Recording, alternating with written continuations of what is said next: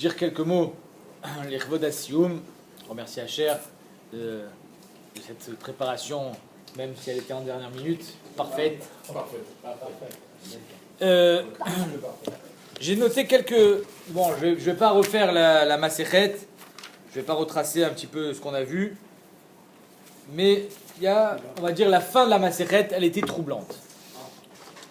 Je ne parle pas de ce qu'on a vu aujourd'hui, même si c'était vrai aussi, c'était troublant. Je parle plus de tous les mamzerim et tous les psoulé kahal qu'on a vus dans la fin du dernier Pérec, quatrième Pérec, et je voudrais m'attarder un petit peu sur tout ça. Essayer de voir quel est le fond de la chose. Alors c'est vrai que souvent, dans les familles, quand il y a certains qui sont religieux et d'autres moins, on dit que la Torah est finalement une source de séparation, puisque maintenant que tu es devenu religieux, tu peux plus manger chez moi, c'est pas cachère. Avant tu me faisais la bise, tu faisais la bise à ta tante, maintenant tu peux plus m'embrasser. Donc finalement la Torah, elle sépare les gens, apparemment. On pourrait penser que c'est légitime. Et d'ailleurs, donc c'est pour ça que c'est un sujet qui me tient à cœur, puisque on voit que dans la Torah, on fait attention que les gens ne se mélangent pas. Il y a ce qu'on appelle les psoulé kahal, le mamzer, on va se marier avec un Israël, il y a le yichus, on a vu ça dans le dernier Pérec, en long, en large, en travers, qu'il faut faire des bdikot, est-ce que la femme elle est kshera, elle est pas kshera, les kohanim ne peuvent pas se marier avec n'importe qui, chalalim, netinim. Pourquoi autant de ségrégation en quelque sorte? Alors c'est vrai que le mamzer, il est issu d'une relation interdite. C'est-à-dire que son père ou sa mère, ils ont fait une avéra sur laquelle on est chayav karet. C'est grave, je vous le donne. Mais lui, il n'a rien fait, misken. Pourquoi il va se retrouver finalement retranché au banc des accusés? Accusé de quoi? Il n'a rien fait. Dans le même ordre d'idées, on a vu il n'y a pas longtemps, il me semble que c'était Parashat Béar, corrigez-moi si je me trompe, avec le Mekalel, ou c'était mort. C'était mort, Mechila. À la fin de Parashat est mort, il y a un homme, c'est un Mekalel, il est sorti, il a été Mekalel, donc il a profané en quelque sorte, il a blasphémé le nom de Dieu. Moshe Rabbeinu ne sait pas quoi faire avec lui, il demande qu'est-ce qu'on fait, on le lapide, on l'emmerde. Mais Rachid dit, Vayatsa, d'où il est sorti? Rachid dit, Yatsa mi beddino shel Moshe. Il est sorti du beddin. Et il est sorti du beddin, mais il n'était pas très content. Pourquoi il n'était pas content? Parce qu'en fait, lui, c'était un enfant un peu problématique, parce que sa mère était juive, mais son père, c'était un mitzri. C'est le mitzri que Moshe Rabbeinu a tué. Donc il est juif, on est d'accord, sur ça, il n'y a aucun problème, parce que sa mère est juive. Néanmoins, quand il voulait mettre sa tante dans le Machane Dan, parce que c'était le Machane de sa mère, le Machane Dan, il lui dit, mais tu n'es pas de Dan, toi, ton père, il est mitzri. Alors il dit, mais alors je vais où? Mais tu vas dehors. Il dit, mais ça va pas la tête ou quoi? Pourquoi je vais dehors? Il est allé voir Din Torah, Moshe Rabbeinu dit, désolé, tu n'es pas de Dan, tu peux pas mettre ta... Viatza, mais Kilel. La question qu'on peut se poser, c'est, mais Misken, on peut pas lui faire un peu de place? On est obligé de le mettre dehors? Ça fait de la peine, non? Je sais pas, moi personnellement j'étais touché par son histoire. Alors peut-être qu'il a été un peu... il a exagéré.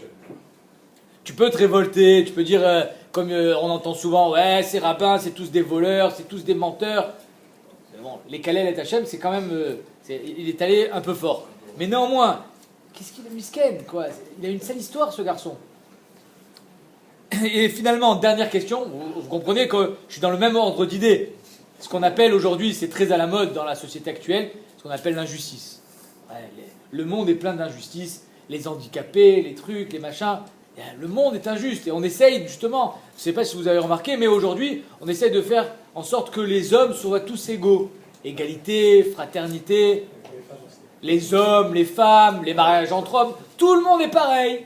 Ouais. C'est-à-dire que bientôt, là j'ai vu que ça a fait un tollé en Amérique parce qu'ils ont abattu un gorille, parce qu'il y avait un bébé qui était tombé dans la cage du gorille. Oh, tu tues un gorille? Non mais bon, il y avait un enfant qui allait mourir. Le gorille quand même. On a perdu complètement la notion des choses, les animaux, tout le monde doit être égaux. Donc c'est très à la mode cette histoire d'inégalité. Et donc c'est pour ça que je voulais en parler. Et donc dernière question, et pour moi c'est la question la plus forte, c'est pourquoi le Kohen Baal Moum est privé de service au Beth Amikdash. C'est-à-dire que le Kohen Baal Moum ne peut pas travailler au Beth Amikdash. On lui dit non monsieur, désolé, mais rentrez chez vous. Les 2 secondes, lui il dit, mais attendez, mais moi je suis né comme ça, je suis né avec un bras en moins. J'ai pas de main, mais c'est Hachem qui m'a créé comme ça. Alors quoi? Parce que j'ai une main en moins, je peux pas servir Hachem? Mais c'est de sa faute finalement, c'est lui qui m'a créé comme ça. En quoi je suis problématique? Je ne suis que son produit. Et donc là on touche le cœur de l'injustice en quelque sorte, entre guillemets. Que Hachem il a créé un homme, il était infirme. Et il est infirme, non seulement il doit vivre avec son infirmité, non seulement il doit vivre avec son handicap au quotidien, quelque chose de difficile, mais en plus on lui dit ah non, tu n'es pas un bon Kohen. Pourquoi je ne suis pas un bon Kohen? Je ne suis pas halal, je ne suis pas pasoul, j'ai rien fait de mal. Ouais, mais tu as un bras en moins, tu ne peux pas rentrer.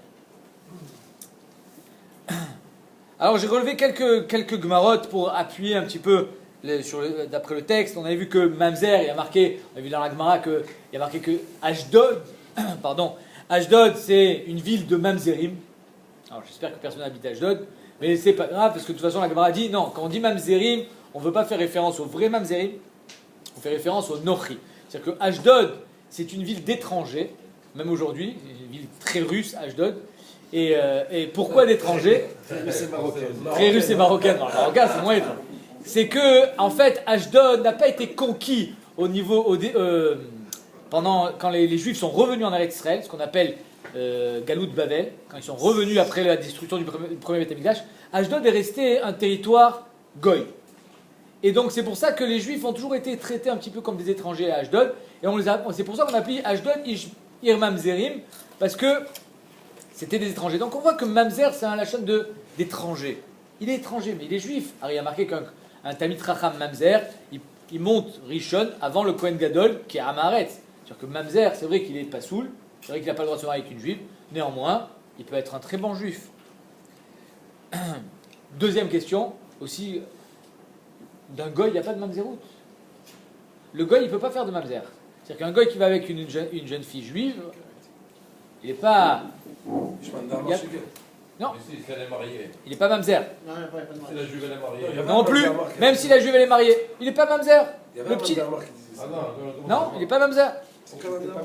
Non, il n'est pas Mamzer. Alors, peut-être que par rapport à cette question, on peut essayer de comprendre. C'est que le Mamzer, il est étranger, mais ça veut dire qu'il y a une recherche dans cette Mamzerout. Qu'est-ce qu'Akadosh Baruch Hu il veut de ce garçon? Il a fait descendre une Neshama, Théora, dans le corps d'un Mamzer. Et finalement, en répondant à cette question, on peut répondre à toutes les questions. C'est que l'injustice, il faut que l'homme il arrive à comprendre, et c'est ce qui est difficile aujourd'hui, puisque aujourd'hui l'homme est complètement détaché du divin. C'est-à-dire que la société moderne, elle se dit non, Dieu n'existe pas, l'homme descend du singe, etc., la théorie de l'évolution. Donc il s'est détaché du divin. Donc c'est normal qu'il ait du mal à vivre l'injustice. Pourquoi il y a des injustices sur Terre? C'est pas normal. Donc ils vont œuvrer sans fin à essayer de rétablir une certaine égalité. Mais si on arrive à admettre qu'il y a quelque chose au-dessus de nous, donc ça veut dire qu'il y a quelque chose qui nous transcende, qui nous dépasse. L'homme a des fois du mal à comprendre quelque chose, mais c'est pas grave. Tu peux ne pas comprendre quelque chose. C'est un petit peu ramener la question de l'injustice, c'est ramener la question à ce qu'on appelle tzadik veralo.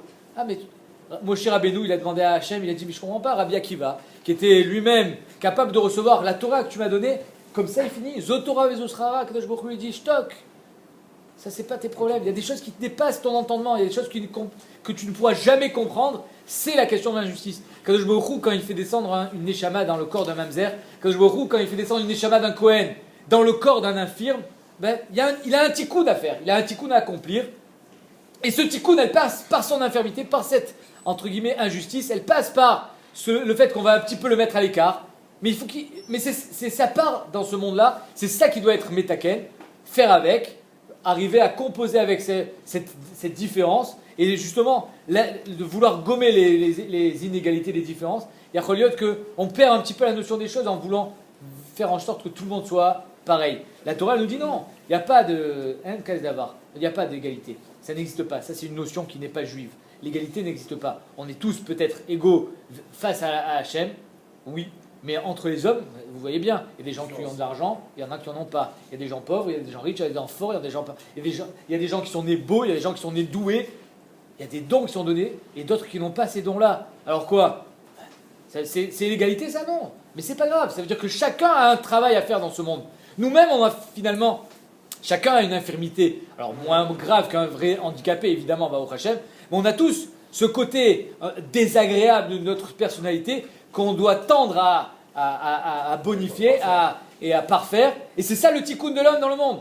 Et donc finalement, si l'homme il arrive à comprendre qu'il y a des choses qui le dépassent, alors il arrive à surmonter son désavantage, à surmonter cette injustice, même qui nous semble injuste, mais c'est juste une façon de voir la chose, c'est faux. Si on comprend qu'Akadosh Baruch Hu, il est véritablement bon, il n'y a pas d'injustice, exactement. Akadosh Baruch Hu, il sait ce qu'il fait. Tu comprends pas, c'est ton problème, mais il n'y a pas de quoi te révolter. Ce Mekalel, son erreur, ça a été de se révolter. Peut-être qu'il aurait pu se révolter contre les hommes, parce qu'ils n'ont pas été sympas avec lui, je vous le donne, Yachol Yot. Mais pas contre Akadosh Baruch Hu. Le fait de se révolter contre Hachem, finalement, il s'est complètement exclu de la société. Tu ne t'insères pas, c'est ça le chiyuv karet. Tu ne t'insères plus dans la société, tu n'es plus membre du clan Israël, et donc c'est pour ça qu'il a été mis à mort, parce que lui-même il s'est auto-puni. Donc Yiratson, Bezrat Hashem, que Keshem Shesiamnu et Amasechet Azot, Masechet Kiddushin, qu'on continue, Allah ve Allah, qu'on soit toujours Besimcha dans le Limud HaTorah.